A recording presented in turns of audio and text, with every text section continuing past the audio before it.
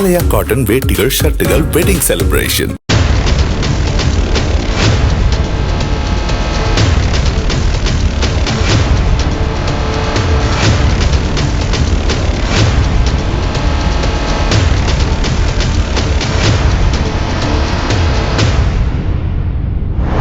உலகின் சர்வாதிகார தலைவர் என்றால் நம் நினைவுக்கு வருவது வடகொரிய அதிபர் கிம் ஜாங் உன் தான்.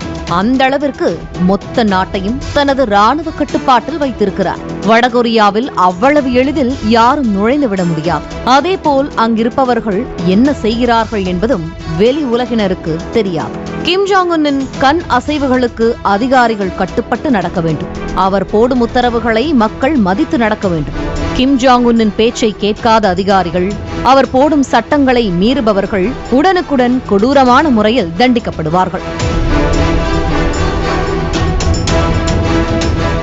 அதற்கு பயந்தே அங்கிருப்பவர்கள் கிம் ஜாங் உன்னின் கட்டளைக்கு அடிபணிந்து இருப்பார்கள். இப்படிப்பட்ட சர்வாதிகாரி மக்கள் மற்றும் ஊடகம் முன்பு கண்ணீர் விட்டு அழுதார் என்றால் நம்ப முடிகிறதா? அப்படி ஒரு சம்பவம் நடந்தேறி இருக்கிறது. என்ன நடந்தது விரிவாக பார்க்கலாம். அமெரிக்காவின் பரம எதிரி நாடாக வடகொரியா இருந்து வருகிறது. அமெரிக்காவின் மற்ற எதிரிகளான சீனா, ரஷ்யாவுக்கு வடகொரியா நெருங்கிய கூட்டாளியாக இருந்து வருகிறது. உலகிலேயே ராணுவ பலத்தில் முன்னிலையில் இருக்கும் நாடுகளின் பட்டியலில் வடகொரியாவும் உள்ளது. வடகொரியாவில் 12 லட்சத்திற்கும் மேற்பட்ட ராணுவ வீரர்களும் சக்தி வாய்ந்த ஆயுதங்களும் இருக்கின்றன.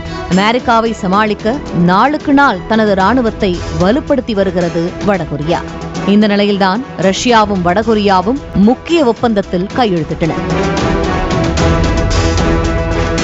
அதாவது தங்கள் இரு நாட்டில் யாருக்காவது பாதுகாப்பில் பிரச்சனை எதிர்கொண்டால் அந்த நாட்டிற்கு மற்றொரு நாடு துணை நிற்க வேண்டும் என்பதுதான் அந்த ஒப்பந்தம். அதன்படி கடந்த 3 ஆண்டுகளாக ரஷ்யா யுக்ரைன் போரானது முடிவடையாமல் நடந்து வருகிறது. எனவே இரு நாடுகளுக்கிடையே போடப்பட்ட ஒப்பந்தத்தின்படி இந்த போரில் ரஷ்யாவிற்கு உதவ வடகொரியா தங்கள் நாட்டு வீரர்களை அனுப்பி வைத்தது. அதைத் தொடர்ந்து சுமார் 12,000 வீரர்கள் ரஷ்யாவிற்கு அனுப்பப்பட்டனர். குறிப்பாக கர்ஸ்க் பகுதியில் மோதல் உச்சகட்டமாக நடைபெற்றது. இதில் யுக்ரைன் படை வீரர்களுடன் சண்டையிட்ட வடகொரிய வீரர்கள் ஏராளமானோர் கொல்லப்பட்டனர். மேலும் சிலரை பிணை கைதிகளாக பிடித்து சென்றனர்.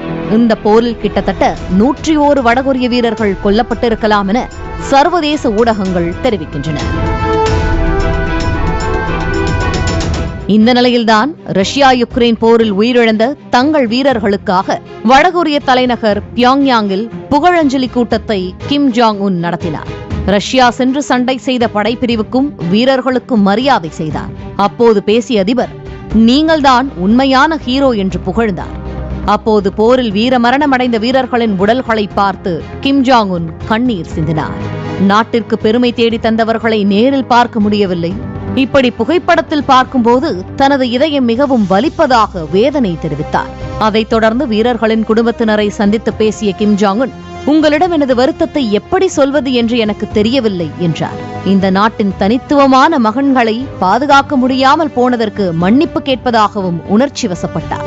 மேலும் உயிரிழந்த வீரர்களின் குழந்தைகளை பார்த்து அவர்களை கட்டித் தழுவி கண்ணீர் சிந்தினார்.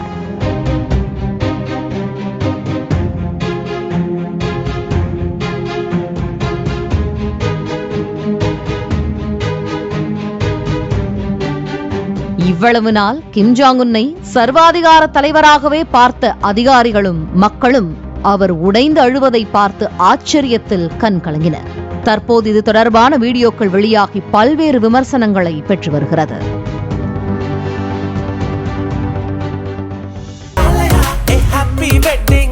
ஆலயா காட்டன் வேட்டிகள், ஷர்ட்டுகள், வெட்டிங் செலிப்ரேஷன். பிளே ஸ்டோர் மற்றும் ஆப் ஸ்டோரில் இருந்து பாலிமர் செயலியை QR கோடு மூலம் பதிவிறக்கம் செய்யுங்கள். செய்திகளை உடனுக்குடன் பெறுங்கள்.